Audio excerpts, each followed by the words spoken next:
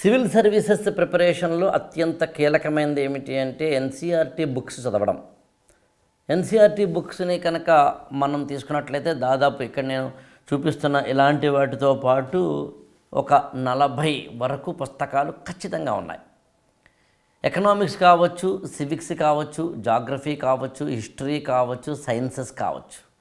6th class నుంచి 10th class వరకు అదేవిధంగా మళ్ళీ 11th and 12th టోటల్ 7 క్లాసెస్కి సంబంధించి 5 సబ్జెక్ట్స్ 7 into 5 కాస్త అటు ఇటుగా 35 పుస్తకాలు అక్కడే ఉన్నాయి. అవి కాకుండా ఇంకొక 5-6 పుస్తకాలు అదనంగా ఉంటాయి. టోటల్ ఒక 40 to 45 books. Out of my experience ఇన్ని పుస్తకాలు చదవాల్సిన అవసరం ఉందా అనుకున్నప్పుడు ఖచ్చితంగా ఉంది అనేది మాత్రం మనం చెప్పాల్సి ఉంటుంది. కానీ నేను ఇందులో కొన్ని ఈ పుస్తకాల్లో కొంచెం ఆర్గనైజర్గా చూసినప్పుడు ముఖ్యంగా హౌస్ వైఫ్స్ అండ్ ఎంప్లాయీస్ లాంటి వాళ్ళకి కొంచెం తక్కువ టైం ఉంటుంది కాబట్టి కొంచెం లాజికల్గా ఫ్రేమ్ చేసినప్పుడు ఇక్కడ నేను మీకు దీనికి చదువుతున్నది మీకు స్క్రీన్ మీద చూపిస్తాను. 6th క్లాస్లో జాగ్రఫీ 8 చాప్టర్స్ ఉన్నాయి. అలా మీరు 6th నుంచి 10th క్లాస్ వరకు చూసినప్పుడు అక్కడ మీకు స్క్రీన్ మీద కనిపిస్తుంది కాబట్టి టోటల్గా 6th to 10th class geography 37 చాప్టర్లు చదవాలి. హిస్టరీ 50 చాప్టర్లు చదవాలి. సివిక్స్ 43 చాప్టర్స్ చదవాలి. ఎకనామిక్స్ 9 చాప్టర్స్ చదవాలి. సైన్సెస్ 83 చాప్టర్స్ చదవాలి.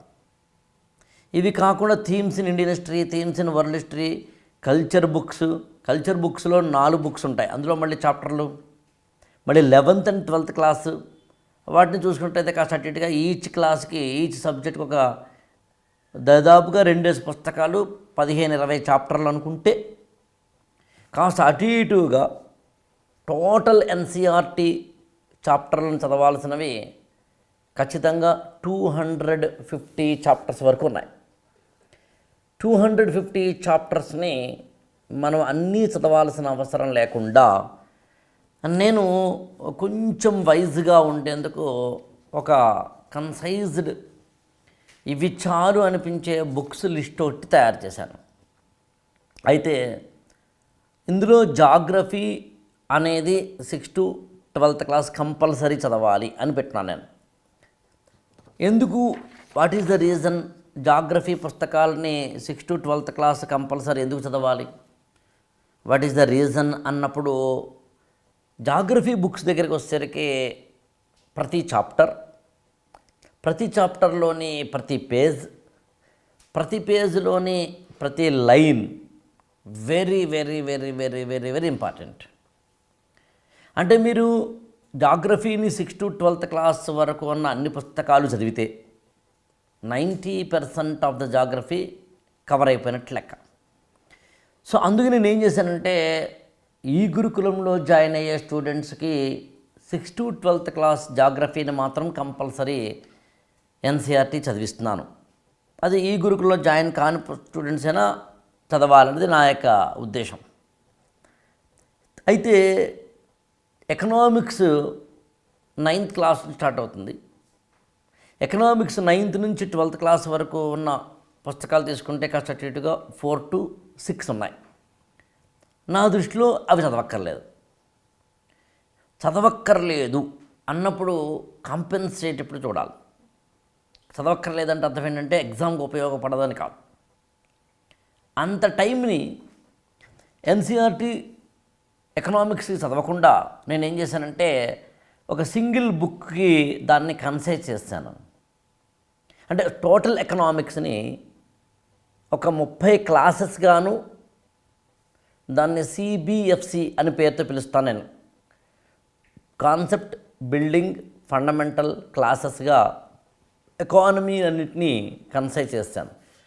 అంటే ఒక 20-30 క్లాసెస్లోనూ ఒక స్పైరల్ బైండింగ్ బుక్లోను టోటల్ ఎకానమీని తీసుకొచ్చేసినప్పుడు ఎకనామిక్స్ బుక్స్ చదవాల్సిన అవసరం లేకుండా చేశాను. అలాగే ఎకనామిక్స్తో పాటు సివిక్స్కి దానికి సిబిఎఫ్సి పాలిటీ క్లాసెస్గా పెట్టి అక్కడ పాలిటీ క్లాసెస్లో ఈ గురుకులంలో నేను ఎన్సీఆర్టీ సివిక్స్ క్లాసెస్ కవర్ అయ్యేలా చేసి మళ్ళీ ఒక స్పైరల్ బైండింగ్ తయారు చేశాను. మీరే కారణం చేతనైనా ఈ గురుకులం జాయిన్ కాని స్టూడెంట్స్ అయినా టోటల్ ఎన్సీఆర్టీ పుస్తకాలు చదవాల్సిన అవసరం లేకుండా ఇట్లా కన్సైజ్డ్ ప్యాటర్న్లోకి వెళ్ళండి అని చెప్పడం ఇక్కడ నా ఉద్దేశం. ఈవెన్ సైన్సెస్ కూడా సేమ్ నేను చెప్పినట్టుగానే సిబిఎఫ్సి క్లాసెస్, స్పైరల్ బైండింగ్స్. ఇప్పుడు ఎకనామిక్స్, సివిక్స్, సైన్సెస్ అనే వాటిని ఒక కన్సైజ్డ్ మెటీరియల్గా మీరు ఒక్కసారి డిజైన్ చేసేసుకుంటే ఎన్సీఆర్టీలు బుక్స్ ముట్టుకోక్కర్లేదు. అది నేను ఎన్సీఆర్టీ పుస్తకాల విషయంలో చెప్పాలి అనుకుంటున్న ప్రాథమికమైన విషయం. అయితే ప్రతి దానికి డిస్క్లైమర్ లాగా ఫస్ట్ హ్యాండ్ ఇన్ఫర్మేషన్ అనేది ఎప్పుడు ఇంపార్టెంటే.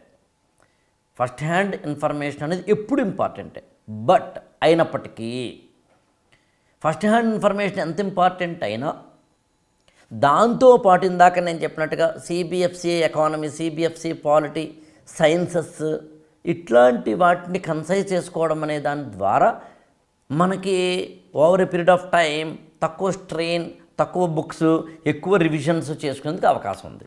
ఇంతే ఈ గురుకులం చేసే పని ఇది. ఈజీగా మెటీరియల్ని, ఈజీగా ఇన్ఫర్మేషన్ని తయారు చేసుకోవడం.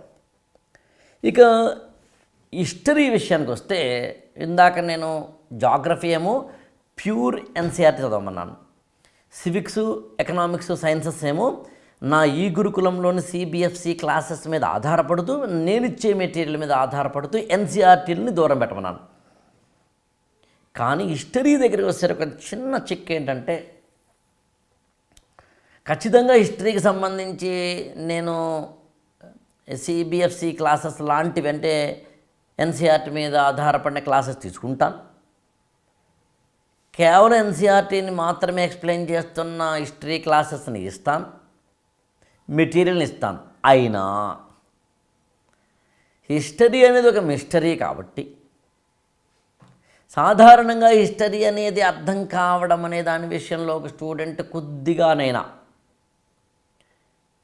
కొంచెం ఆ డేట్స్, పర్సనాలిటీస్ ఇబ్బంది ఉంటుందన్న ఉద్దేశంతో నేను ఏం చేశానంటే హిస్టరీ విషయంలో మాత్రం నా క్లాసెస్ అంటే ఈ గురుకులం క్లాసెస్, నేను ఇచ్చే మెటీరియల్ అవి కాకుండా హిస్టరీ ఎన్సీఆర్టీ బుక్స్ కూడా చదవమంటాను అనమాట. బహుశా ఈ వీడియోనంతటిని మీరు ఇంకొకసారి కనుక చూసినా, లేదా నేను అంతటినీ కలిపి సింప్లిఫై చేసి చెప్పాలి అంటే ఎకనామిక్స్, సివిక్స్, సైన్సెస్ విషయంలో ఈ గురుకులం క్లాసెస్ మరియు నేనిచ్చే 8 వాల్యూమ్స్ ఎన్సీఆర్టీ బేస్డ్ మెటీరియల్తో మీ టైంని తగ్గించుకోవచ్చు, మీ ప్రొడక్టివిటీని పెంచుకోవచ్చు. జాగ్రఫీ విషయంలో నేను ఎన్ని క్లాసులు ఇచ్చినా, వాటిని ఎన్సీఆర్టీ బేస్డ్ క్లాసెస్ని ఎన్ని ఇచ్చినా మీరు కూడా ఎన్సీఆర్టీ తప్పనిసరిగా చదవాల్సి ఉంటుంది. ఇక హిస్టరీ విషయంలో మాత్రం నేనిచ్చిన మెటీరియల్, నేనిచ్చిన క్లాసెస్తో పాటు ఎన్సీఆర్టీ ఫస్ట్ హ్యాండ్ ఇన్ఫర్మేషన్ లాగా ఒరిజినల్ బుక్స్ చదవడం మంచిది. ఇది ఎన్సీఆర్టీకి సంబంధించి మీరు అర్థం చేసుకోవాల్సిన కీలకమైన ఈ గురుకులం మెథడాలజీకి సంబంధించిన ఇన్ఫర్మేషన్.